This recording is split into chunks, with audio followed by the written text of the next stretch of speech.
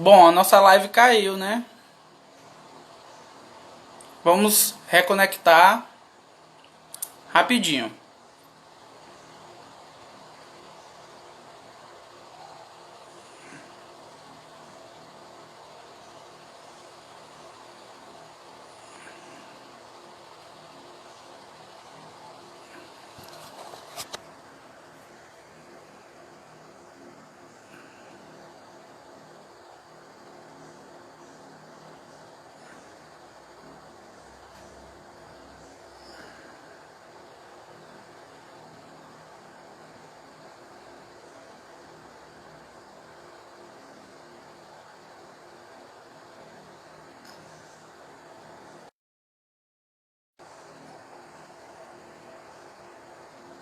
Maria Clara, boa noite.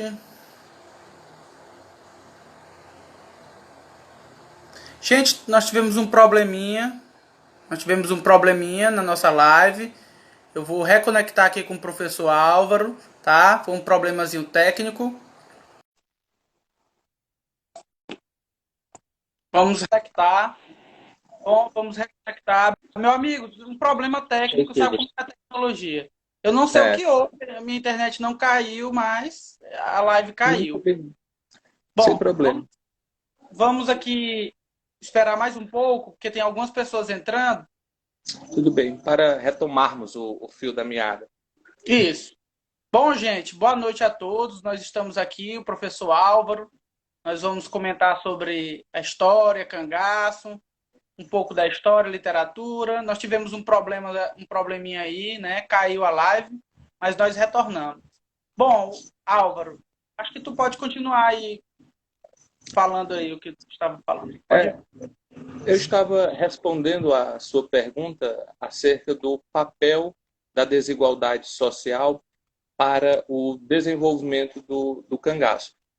Eu disse que esta desigualdade é real, continua até hoje, como todos nós sabemos, teve um peso considerável para o desenrolar deste fenômeno, mas, além dela, há um outro fator que não pode ser desconsiderado, que é o meio social e cultural no qual o cangaço alcançou as proporções que o transformaram nesse tema extremamente interessante da história brasileira. E era sobre este outro fator que eu estava falando anteriormente. E ele é basicamente isto. O processo de colonização do sertão nordestino, um dos mais violentos da nossa história, forjou o tipo de homem e o tipo de cultura ideal para este fenômeno. Por quê? O homem que devassou o território do sertão nordestino, ele precisou, para se estabelecer, primeiro, enfrentar as tribos nativas que aqui habitavam. Foi necessário, portanto, travar a guerra de morte contra essas tribos. Em segundo lugar, uma vez vencidas as tribos nativas dos tapuias que aqui habitavam, foi necessário domar a natureza e os animais selvagens que aqui também habitavam, especialmente a onça. Não é à toa que o matador de onça ele é uma figura central na poesia popular, tanto no cordel quanto na cantiga de viola, na gesta nordestina. Então, nós temos uma cultura na qual a coragem, a valentia, ela é extremamente exaltada. E o sertanejo, ele não é indiferente ao sangue e à violência, pois o sertanejo convive com esses dois elementos desde muito. Né? Então, a cultura nordestina, devido a este cruel processo de desenvolvimento, acabou dando origem a um homem que eu chamaria, repetindo as palavras do professor Frederico Pernambucano de Mello, a maior autoridade no cangaço no Brasil, o homem ideal para para esta atividade. Não é à toa, portanto, professor Pedro, que o cangaço tem alcançado no sertão nordestino proporções tão grandes. Porque, eu repito, para quem chegou agora na live, o cangaço não é uma particularidade brasileira, muito menos uma particularidade do sertão. Ele existiu tanto na zona da mata quanto no sertão. Mas aqui ele alcançou proporções gigantescas, especialmente por dois fatores: a desigualdade social e econômica e o tipo de cultura fruto do violento processo de colonização da nossa região. Exatamente. Álvaro, eu estava lendo hoje, né, um pouco sobre o cangaço, e eu me deparei com a obra do José Lins do Rego, chamado Cangaceiros, a obra José Lins do Rego. E Conheço. uma das fontes da história, sobretudo, é a literatura Claro. escrita, a literatura não escrita também, como a literatura de cordel, enfim. E aí eu comecei a ler, eu gosto muito do José Lins do Rego, já li Fogo Morto, e lá também traz o personagem cangaceiro, né? Mas nessa obra, Álvaro, fica mais latente, logo o título já revela, né? Cangaceiros, e ela desmistifica uma imagem que nós temos de cangaceiro, que foi construída, uma representação que se tem de cangaceiro, e que o cangaceiro é o herói nordestino. E nessa obra mostra outro lado do cangaço, que nem sempre o nordestino ele estava do lado do cangaceiro. Para muitos nordestinos, o cangaceiro era um estuprador, o cangaceiro trazia desgraça. E outra visão que nós temos, Álvaro, sobre o cangaço é de que o cangaço ele não se juntava de forma alguma com os grandes senhores de terra, que é uma visão idealizada, né? E isso foi construído ao longo do tempo, que é também um processo histórico, o cinema ajudou muito a construir essa imagem de Lampião como um homem correto, justo, esses cangaceiros como os verdadeiros justiceiros. E nessa obra literária, Álvaro, e que tem, com certeza, ensejo na história, na historiografia do cangaço, mostra um cangaceiro real e não idealizado. Queria que tu falasse um pouco sobre isso. Claro. Pedro, você mencionou uma visão romantizada do cangaço, né? Da qual fazem parte alguns escritores da nossa melhor literatura, entre os quais, inclusive, o autor que você mencionou, José Lins do Rego, porque você certamente deve se lembrar da concepção, chamemos assim, idealizada que ele tem acerca de um dos cangaceiros mais célebres da história brasileira, que é o Antônio Silvino. O Antônio Silvino é apresentado em Fogo Morto como um justiceiro, um agente da revolução social. Esta ideia, curiosamente, ela tem início na literatura, mas os historiadores vão se apropriar dela, especialmente a partir do célebre livro do Rui Facó, Cangaceiros e Fanáticos.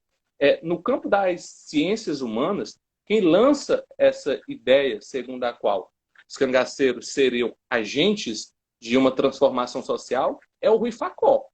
E esta ideia vai ser predominante na historiografia brasileira até aproximadamente os anos 60, 70, quando essa ideia começa a ceder lugar a uma narrativa histórica mais próxima da verdade. Embora, como historiador, você sabe que o conceito de verdade é bastante complexo, né, para trabalharmos com ele.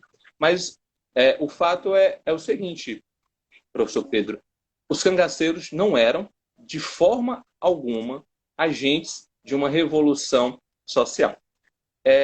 Citando novamente o professor Frederico Pernambucano de Mello, ele tem uma frase lapidar sobre isto. Ele diz o seguinte: o sonho de Lampião não tinha contornos sociais. Lampião, cara, ele era amigo dos coronéis e parceiro comercial de muitos deles. Boa parte dos coiteiros que o auxiliavam eram grandes proprietários rurais. Inclusive, Lampião teve como coiteiro simplesmente o governador do estado de Sergipe, o doutor Heronides de Carvalho, capitão, médico capitão do Exército Brasileiro. E este é só um exemplo, eu poderia citar muitos outros. Lampião conseguiu cooptar para junto de si boa parte da elite econômica do sertão brasileiro. Mas é bom ressaltar, havia dois coiteiros, ou melhor, dois tipos de coiteiro. Para quem não está familiarizado com o termo, coiteiro era a pessoa que prestava certos serviços aos cangaceiros, ou por intimidação, ou por simpatia, mera simpatia, ou por interesses meramente econômicos. Porque Lampião pagava muito bem as pessoas que o auxiliavam, de diversas maneiras. Então, Lampião tinha, entre seus coiteiros, desde um simples lavrador, um vaqueiro, até um governador de estado, como no caso do Heronias de Carvalho, Sergipe, como mencionei, como o próprio pai do Heronias de Carvalho, o Antônio Caixeiro, deputados federais da Bahia, coronéis do Ceará, coronéis da Bahia. A elite econômica, de um modo geral, ela foi cooptada por Lampião. Por duas razões, basicamente. Primeiro, ser amigo de Lampião era uma forma de se proteger contra ele, de ter a sua propriedade blindada contra ataques de cangaceiros. E segundo, era muito lucrativo fazer negócios com o Lampião. Porque se uma arma custava, no mercado tradicional, R$ 1, ela era comprada e revendida por esses coiteiros mais abastardos de Lampião por 3, 4, 5 contos. Então, o cangaço fez a fortuna de muita gente no Brasil. Álvaro, é muito evidente, eu fiquei impressionado com esse romance do José Liz do Rego, Cangaceiro. Ele deixa bem claro uma complexidade da visão do ser, aliás, cangaceiro, né? Inclusive, Álvaro, ele é muito importante até para essa, essa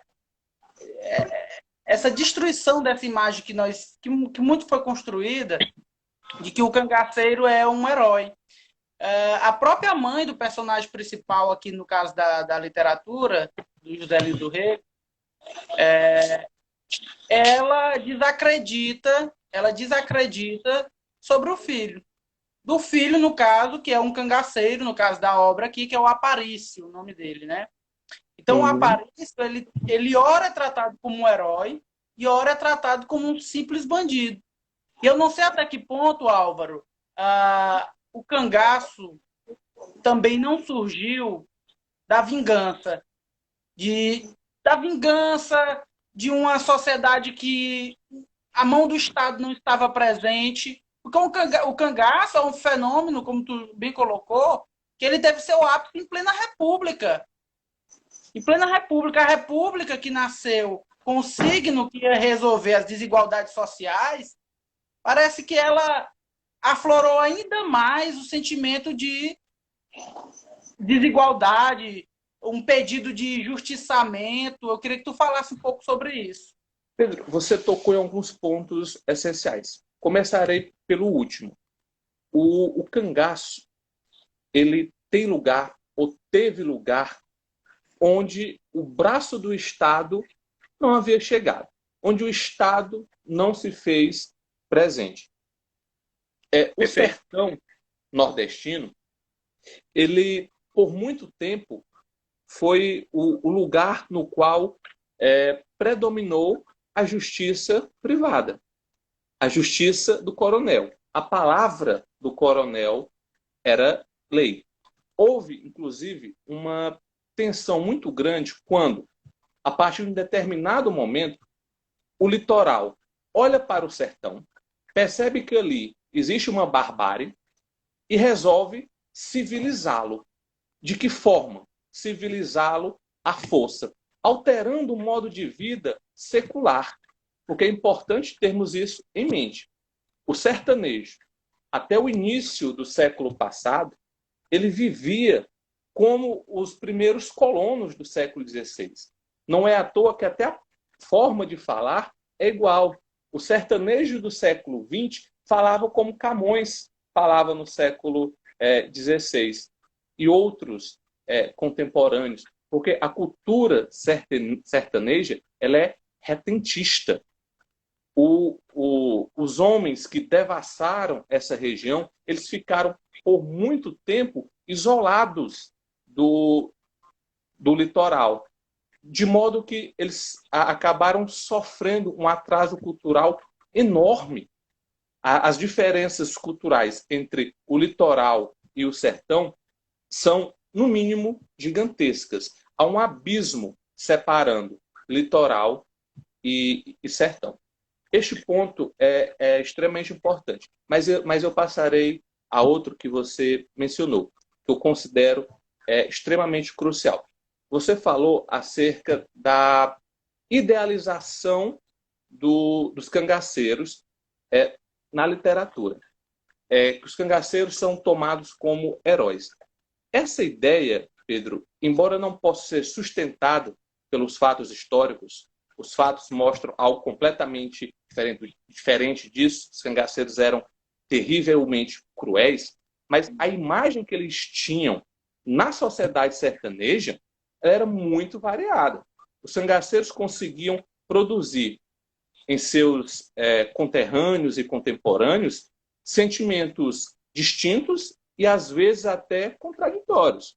Os cangaceiros eram, a um só tempo, admirados e temidos. Porque é curioso. A simples frase Lampião vem aí era capaz de fazer esvaziar, em alguns instantes, qualquer cidade do sertão nordestino. Os crimes que Lampião praticava eram públicos e notórios. Apesar disso, ele era bastante admirado pelos seus contemporâneos. Qual a razão disto? É muito simples. Lampião encarnava valores muito caros à sociedade da qual ele fazia parte. Especialmente a valentia. Lampião era um homem extremamente corajoso. Esta é uma qualidade que nem os seus inimigos negam. Inclusive, há uma entrevista muito boa, eu a sugiro para quem tiver interesse, com um dos maiores perseguidores de Lampião, chamado José Rufino. Há um trecho nesta entrevista no qual ele diz o seguinte: eu fui inimigo de Lampião, o persegui durante boa parte da minha vida, mas eu tenho que admitir, nunca nasceu homem mais valente e ousado que Lampião. Estas são palavras, eu repito, de um dos maiores inimigos de Lampião. A valentia que ele possuía fazia dele objeto de admiração dos seus conterrâneos. Porque, como eu disse no início, Pedro, o processo de colonização fez com que se desenvolvesse no sertão uma cultura com alguns traços muito distintos daqueles existentes na cultura litorânea. Álvaro, existe uma dissertação de mestrado de um autor chamado Gabriel Campos. Abre aspas, ele diz o seguinte: a criminalidade representa um elemento de transformação vigente e que traz consequências por suas ações, essencialmente um movimento social. E aí ele continua: convencionou-se chamar de cangaço a forma de banditismo próprio da área do sertão do Nordeste brasileiro. Desde meados do século XIX, como tu já colocou, né, com apogeu durante a década de 20, e o ocaso do cangaço que se deu, tradicionalmente, os historiadores colocam, depois da morte de Lampião, em 1940. E ele diz o seguinte, que aqui, esse banditismo, essa criminalidade, aqui no Nordeste, no caso do cangaço, ele teve especificidades. E uma das especificidades que ele colocou foi a questão que tu colocou aí, de uma coisa muito cara ao nordestino, a honra. E era um dos atributos que foram dados aos cangaceiros, a honra. Inclusive, alguns personagens da literatura, por exemplo, o José Amável, e ele era pobre, ele não tinha nada, mas ele admirava os cangaceiros porque o cangaceiro não se prostrava a ninguém, a nenhum senhor de terra. Então, numa sociedade onde o Estado não está presente, numa sociedade onde não existe justiça social, não existe o Estado, e se existe o Estado é apenas uma...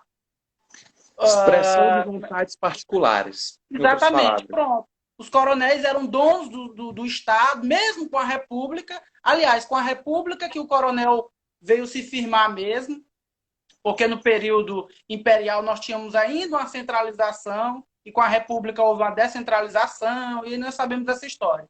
Então, eu não sei até que ponto essa característica de honra que é atribuída ao nordestino, numa sociedade extremamente de homens, uma sociedade de homens, porque a colonização do interior do Brasil, ela foi uma colonização masculina.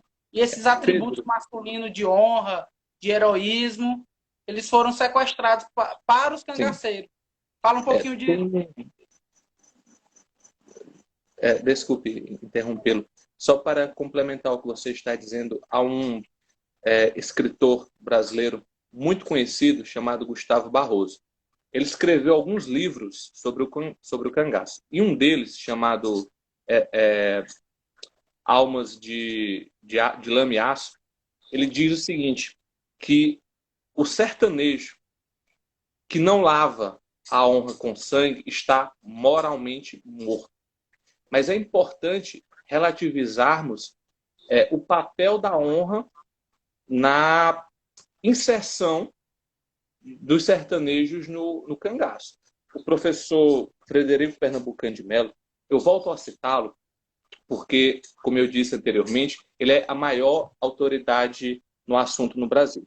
Ele cunhou um termo muito importante, chamado de escudo ético. O que seria o escudo ético? Os cangaceiros começaram a criar histórias ou versões falsas sobre os motivos que os levaram a ingressar no cangaço.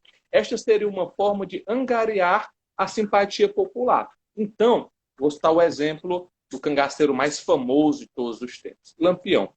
Lampião passou a vida inteira repetindo a mesma versão, que havia entrado no cangaço para vingar a morte da mãe e também a morte do pai, que ele atribuía à perseguição de duas famílias, a família Nogueira e a família Saturnino. Mas Lampião nunca se esforçou, não fez nenhum esforço digno de nota para realizar as vinganças pelas quais ele supostamente haveria entrado no cangaço. O que eu estou querendo dizer com isso é que, se houve muitos sertanejos que, de fato, entraram para a vida das armas, para o cangaço, para lavar a honra com sangue, porque, de fato, a honra era um valor muito importante para o sertanejo, muitos outros entraram porque viram ali uma forma de ascensão social. Lembremos, os cangaceiros andavam, portavam, melhor dizendo, ouro nas armas, nos dedos, nos colares, nos punhais. Então, isso exercia uma atração muito grande sobre jovens pobres, que não tinham nenhuma outra forma de ascensão social, cuja vida, sem um cangaço, seria restrita, seria limitada à vida dos seus pais, que seria ser lavrador, ser vaqueiro, quando muito, caso contasse com a ajuda do destino, porque, como nós sabemos, o cargo de vaqueiro gozava de um prestígio social muito grande. E aqui, Pedro, eu entro em outro ponto extremamente importante, ligado a este. O professor Frederico Pernambucano de Mello, ele criou o que eu chamaria de tipologia do cangaço. Ele diz o seguinte: há 3 tipos de cangaço. Cangaço como meio de vida, que é esse que eu acabei de falar.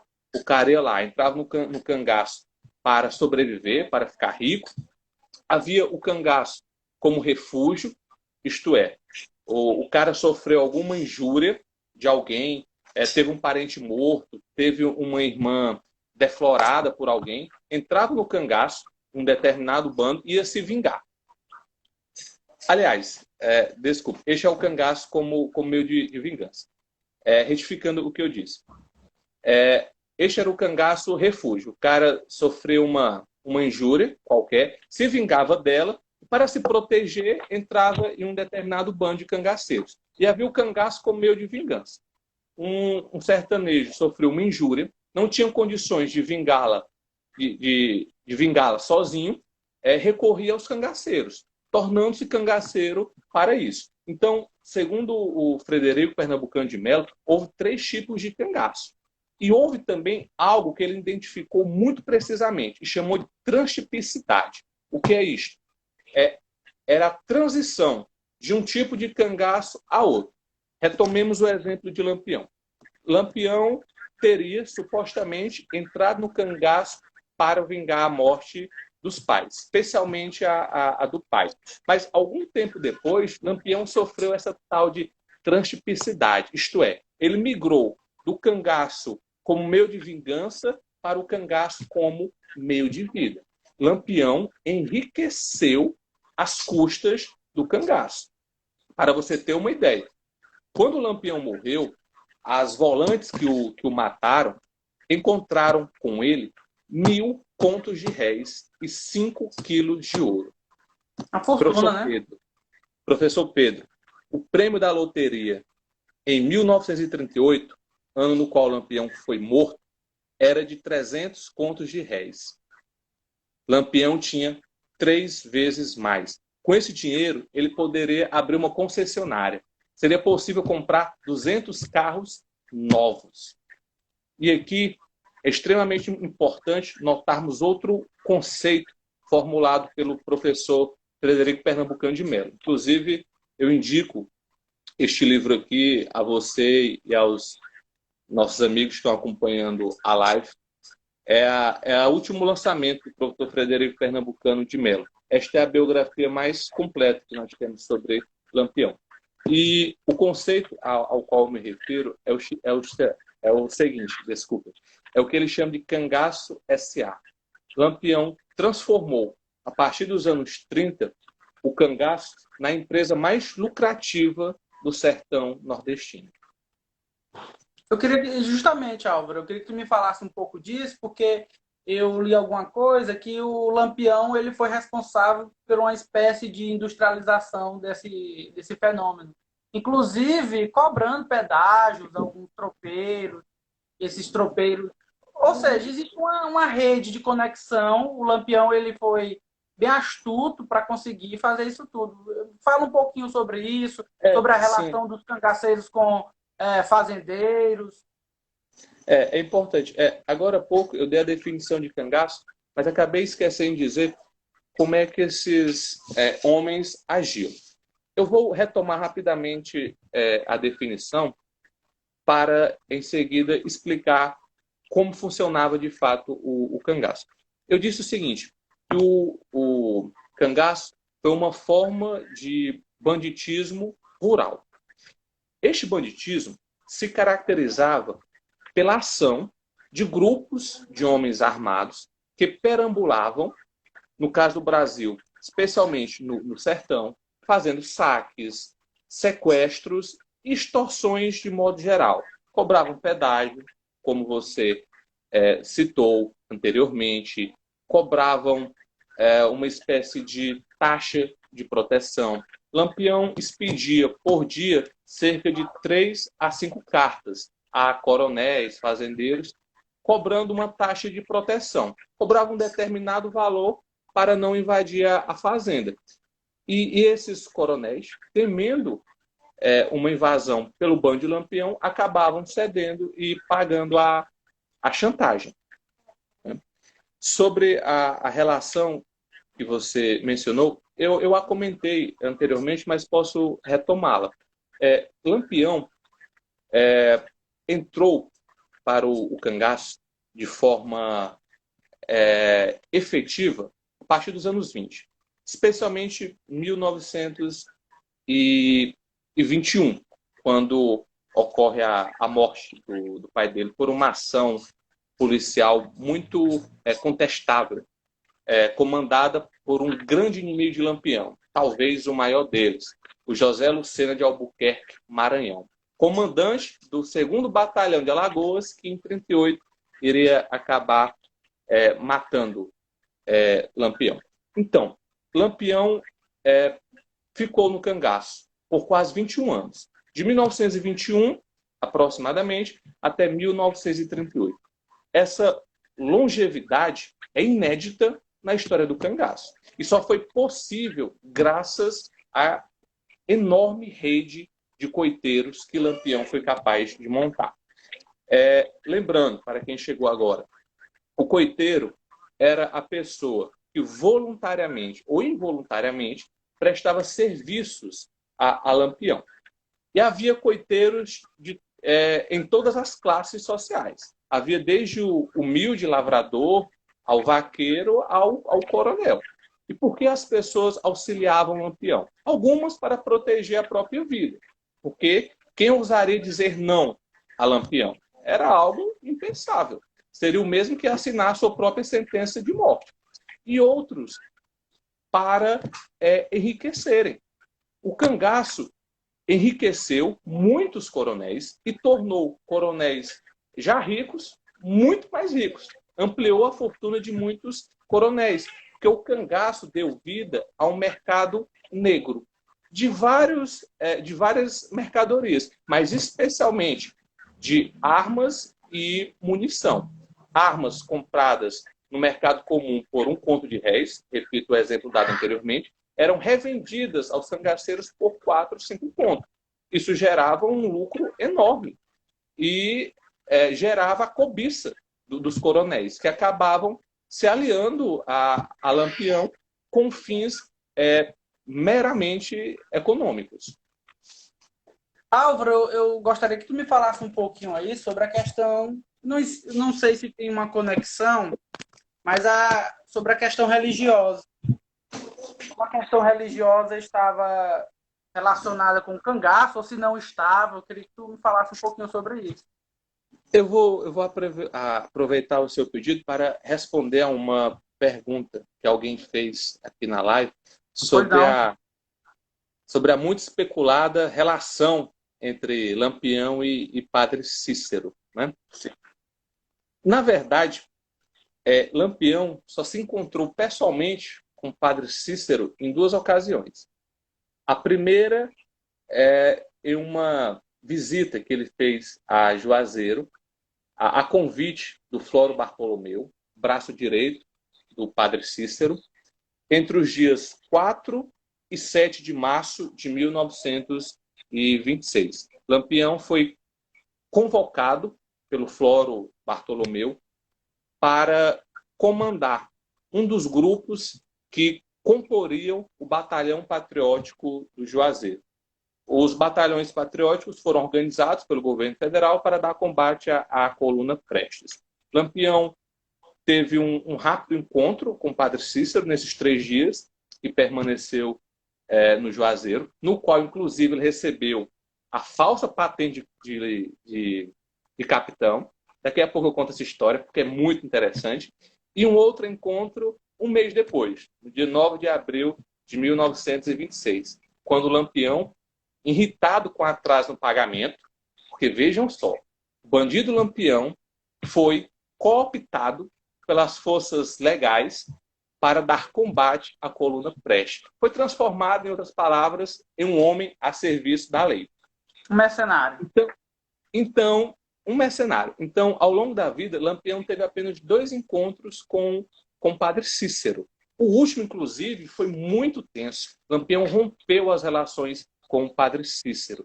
Isso teve uma consequência terrível para o Ceará, porque até então Lampião vinha poupando o Ceará das suas incursões.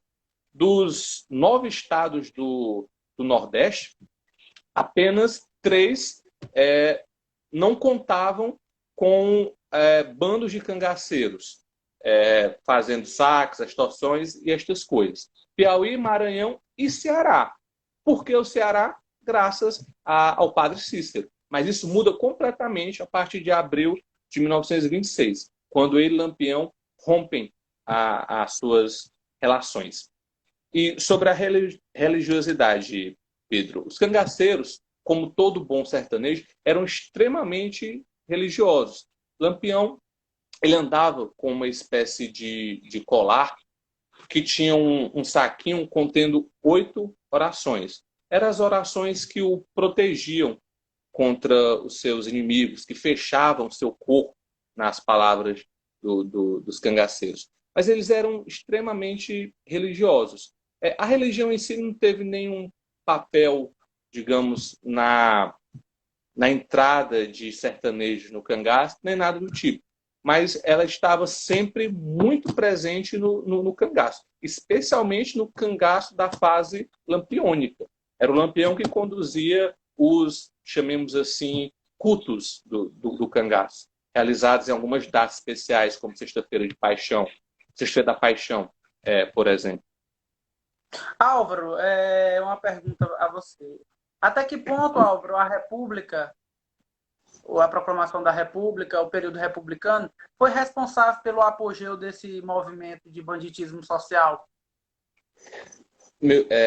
Pedro, teve um papel importantíssimo, porque a partir do governo Campos Salles, com a implementação da política dos governadores, os coronéis passaram a gozar de uma autonomia que lhes era até então vetada.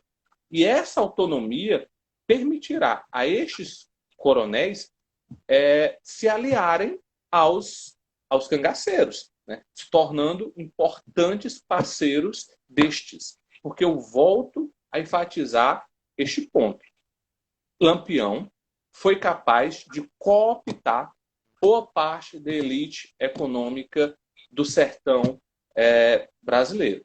E essa autonomia criada pela política dos governadores, concedia autonomia aos estados e, em consequência, aos chefes locais, possibilitaram, favoreceram de modo considerável o cangaço.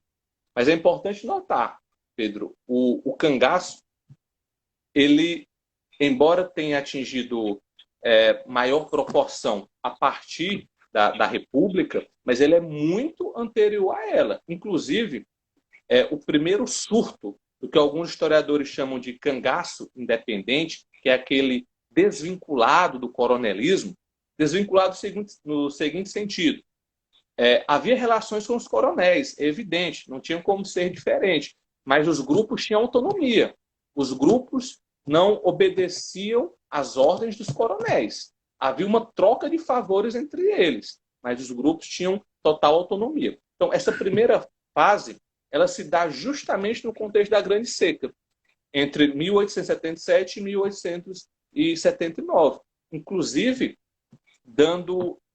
tornando célebres alguns cangaceiros, como Inocêncio Vermelho, João Calangro e muitos outros. Inclusive, João Calangro acabou fugindo e veio morrer aqui no Piauí, ao final da Grande Seca.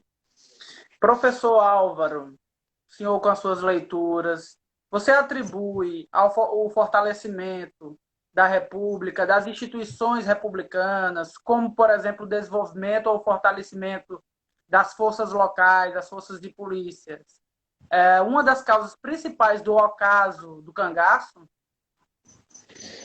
Pedro, o cangaço morre vítima de um projeto conservador de modernização. Ou, para que esses dois termos não cause estranheza aos nossos amigos não habituados com eles, de um projeto autoritário de modernização que entrou em vigor no Brasil a partir de 1930, com a ascensão, por meio de um golpe de Estado, passado à história como revolução, encabeçado por Getúlio Vargas. Quem mata o cangaço é o Estado Novo. Quem mata o cangaço é indiretamente o governo instalado no Brasil pelo golpe de Estado de 1930. E é importante explicar por quê. O Getúlio Vargas tinha o objetivo de modernizar o Brasil. E nada mais sintomático do atraso de um país do que o banditismo rural. Seria incoerência da parte de Vargas vender para o mundo a imagem de um Brasil moderno com o Nordeste tomado por guerrilheiros. Guerrilheiros não revolucionários, diga-se de passagem. Guerrilheiro pelo modo como eles agiam. Muito bom, muito bom. Eu tinha esquecido desse detalhe muito importante. O Estado Novo, né? A centralização, o processo realmente. Álvaro, me fala um pouquinho aí da questão da identidade, da construção da identidade do cangaço. A construção da identidade do cangaço? Isso. De como foi construído, fala um pouquinho aí de como algumas características do cangaceiro depois foram atribuídas ao nordestino mesmo. Eu vejo muitas semelhanças, a questão, por exemplo, do nordestino, um homem forte, viril. Essas características foram também, né, de certa forma, levadas para a construção da identidade do cangaço. Eles me falaram um pouco disso. Claro, mas essas características às quais você faz alusão, elas são típicas do sertanejo, né? Elas não são criadas, desenvolvidas, ou qualquer termo que você queira utilizar, pelos cangaceiros. Os cangaceiros eram, em sua maioria, sertanejos. E como tais, tinham todas as características que um sertanejo comum possuía. E os mesmos valores. Daí a sua simpatia, em alguns casos, para com os cangaceiros. Porque é importante perceber algo. Os cangaceiros utilizavam uma política de terror. O grupo de Lampião, eu cito Lampião porque ele foi o cangaceiro mais importante de todos os tempos, ele não tinha efetivo suficiente para controlar toda a região na qual ele atuava. Porque, veja, Lampião governou extraoficialmente o sertão de 7 estados brasileiros. Isto mesmo. 7 estados brasileiros foram governados extraoficialmente por Lampião. Entre 1922, quando ele assume a chefia do grupo de Senhor Pereira, até 1938, quando ele é finalmente abatido.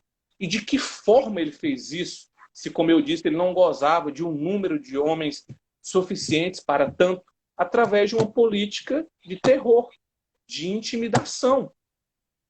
Retomemos o que eu disse anteriormente. A simples frase, Lampião vinha aí, era capaz de evacuar uma cidade.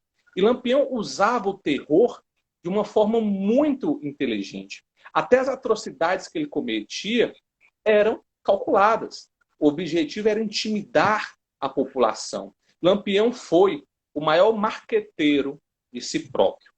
Ele foi um homem extremamente cruel, sanguinário, mas com uma inteligência superior. O cangaço que Lampião dá vida, a partir, sobretudo, dos anos 30, é completamente diferente daquele que o antecedeu. Se você observar o período de atuação e a forma de atuação do cangaceiro mais célebre antes de Lampião, foi Antônio Silvino, que se auto-intitulava governador dos sertões, é completamente diferente do tipo de cangaço que Lampião dá vida a partir dos anos 30. Diferente em praticamente tudo, inclusive nas feições empresariais. Porque Lampião, na adolescência, ele trabalhou para o homem que implementou o capitalismo no sertão, Delmiro Gouveia. Lampião vai utilizar os princípios e os métodos empresariais do Delmiro Gouveia para implementá-los, anos mais tarde, no cangaço, transformando o cangaço, repito, na empresa mais lucrativa do sertão nordestino a partir dos anos 30, movimentando grossos cabedais. Álvaro, eu acho muito recorrente na literatura quando se refere, na literatura em geral, pela minha leitura empírica, logicamente, né, porque eu não vou ser presunçoso de dizer que eu li toda a literatura, até porque é impossível. Mas vamos para a literatura nacional.